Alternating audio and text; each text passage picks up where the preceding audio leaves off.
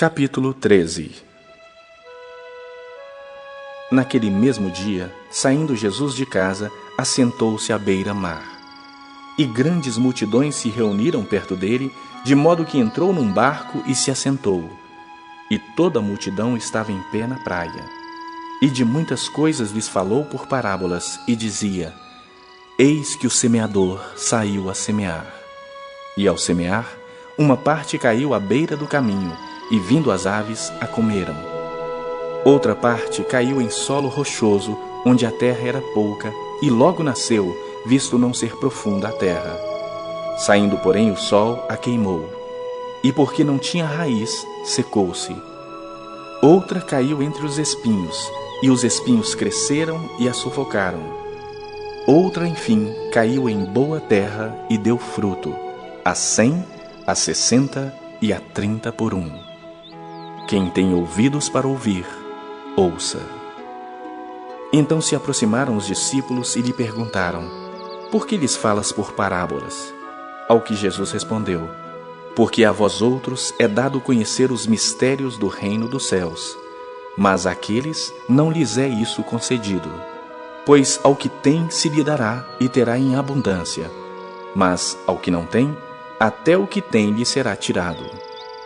Por isso lhes falo por parábolas, porque vendo não veem, e ouvindo não ouvem nem entendem. De sorte que nele se cumpre a profecia de Isaías: Ouvireis com os ouvidos e de nenhum modo entendereis. Vereis com os olhos e de nenhum modo percebereis. Porque o coração deste povo está endurecido, de mau grado ouviram com os ouvidos e fecharam os olhos, para não suceder que vejam com os olhos, ouçam com os ouvidos, entendam com o coração, se convertam e sejam por mim curados. Bem-aventurados, porém, os vossos olhos, porque veem, e os vossos ouvidos, porque ouvem. Pois em verdade vos digo que muitos profetas e justos desejaram ver o que vedes e não viram, e ouvir o que ouvis e não ouviram. Atendei vós, pois, à parábola do semeador. A todos os que ouvem a palavra do reino e não a compreendem, vem o maligno e arrebata o que lhes foi semeado no coração. Este é o que foi semeado à beira do caminho. O que foi semeado em solo rochoso, esse é o que ouve a palavra e a recebe logo com alegria, mas não tem raiz em si mesmo, sendo antes de pouca duração.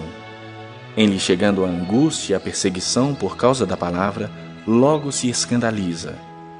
O que foi semeado entre os espinhos é o que ouve a palavra, porém os cuidados do mundo e a fascinação das riquezas sufocam a palavra e fica infrutífera. Mas o que foi semeado em boa terra é o que ouve a palavra e a compreende. Este frutifica e produz a 100, a 60 e a 30 por 1. Outra parábola lhes propôs, dizendo: O reino dos céus é semelhante a um homem que semeou boa semente no seu campo. Mas enquanto os homens dormiam, veio o inimigo dele, semeou o joio no meio do trigo e retirou-se. E quando a erva cresceu e produziu fruto, apareceu também o joio. Então, vindo os servos do dono da casa, lhe disseram: Senhor, não semeastes boa semente no teu campo? De onde vem, pois, o joio? Ele, porém, lhes respondeu: Um inimigo fez isso. Mas os servos lhe perguntaram: Queres que vamos e arranquemos o joio? Não, replicou ele, para que, ao separar o joio, não arranqueis também com ele o trigo. Deixai-os crescer juntos até a colheita, e no tempo da colheita direi aos ceifeiros: Ajuntai primeiro o joio, atai-o em feixes para ser queimado. Mas o trigo recolhei-o no meu celeiro.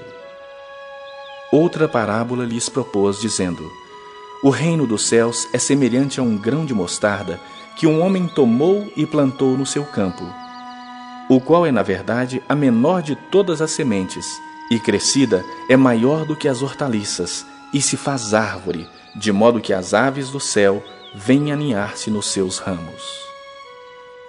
Disse-lhes outra parábola: O reino dos céus é semelhante ao fermento que uma mulher tomou e escondeu em 3 medidas de farinha até ficar tudo levedado. Todas essas coisas disse Jesus às multidões por parábolas, e sem parábolas nada lhes dizia, para que se cumprisse o que foi dito por intermédio do profeta. Abrirei em parábolas a minha boca, publicarei coisas ocultas desde a criação do mundo.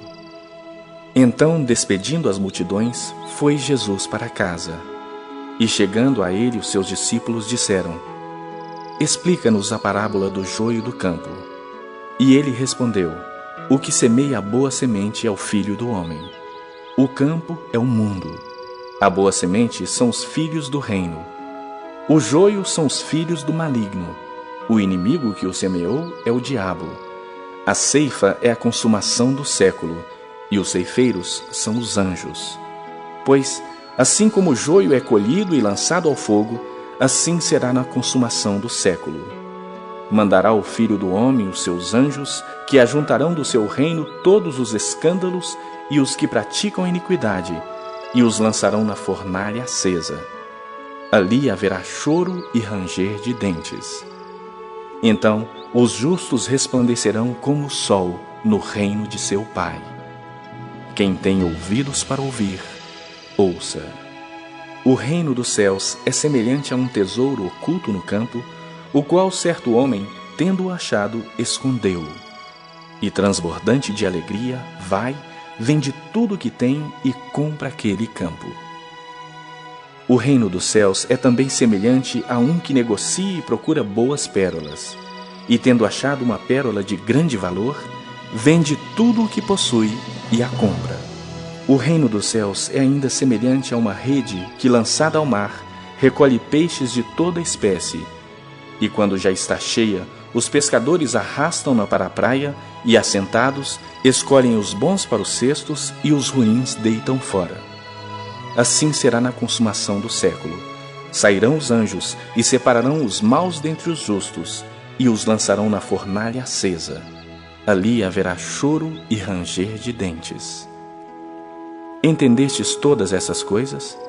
Responderam-lhe: Sim. Então lhes disse: Por isso, todo escriba versado no reino dos céus é semelhante a um pai de família que tira do seu depósito coisas novas e coisas velhas. Tendo Jesus proferido estas parábolas, retirou-se dali. E chegando à sua terra, ensinava-os na sinagoga, de tal sorte que se maravilhavam e diziam: De onde lhe vem esta sabedoria e estes poderes miraculosos? Não é este o filho do carpinteiro? Não se chama sua mãe Maria e seus irmãos Tiago, José, Simão e Judas? Não vivem entre nós todas as suas irmãs? De onde lhe vem, pois, tudo isso? E escandalizavam-se nele. Jesus, porém, lhes disse: Não há profeta sem honra, senão na sua terra e na sua casa. E não fez ali muitos milagres, por causa da incredulidade deles. Capítulo 14. Por aquele tempo, ouviu o tetrarca Herodes a fama de Jesus e disse aos que o serviam: Este é João Batista. Ele ressuscitou dos mortos e por isso nele operam forças miraculosas. Porque Herodes, havendo prendido e atado a João, o metera no cárcere por causa de Herodias, mulher de Filipe, seu irmão. Pois João lhe dizia: Não te é lícito possuí-la. E querendo matá-lo, temia o povo, porque o tinham como profeta. Ora, tendo chegado o dia natalício de Herodes, dançou a filha de Herodias diante de todos e agradou a Herodes. Pelo que prometeu com juramento dar-lhe o que pedisse. Então ela, instigada por sua mãe, disse: Dá-me aqui num prato a cabeça de João Batista. Entristeceu-se o rei, mas por causa do juramento e dos que estavam com ele à mesa, determinou que lhe a dessem. E deu ordens e decapitou a João no cárcere. Foi trazida a cabeça num prato e dada à jovem, que a levou à sua mãe. Então vieram seus discípulos, levaram o corpo e o sepultaram. Depois foram e anunciaram a Jesus. Jesus, ouvindo isto, retirou-se dali num barco para um lugar deserto à parte. Sabendo-o as multidões, vieram da cidade seguindo-o por terra.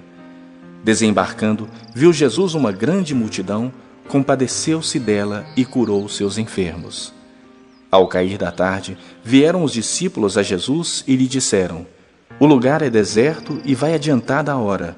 Despede, pois, as multidões, para que, indo pelas aldeias, comprem para si o que comer.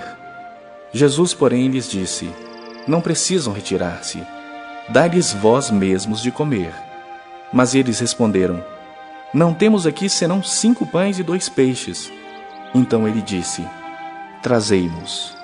E tendo mandado que a multidão se assentasse sobre a relva, tomando os 5 pães e os 2 peixes, erguendo os olhos ao céu, os abençoou.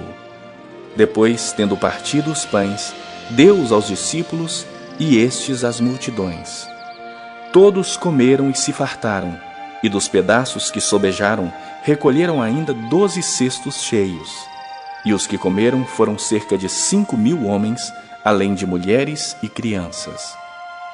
Logo a seguir, compeliu Jesus os discípulos a embarcar e passar adiante dele para o outro lado, enquanto ele despedia as multidões.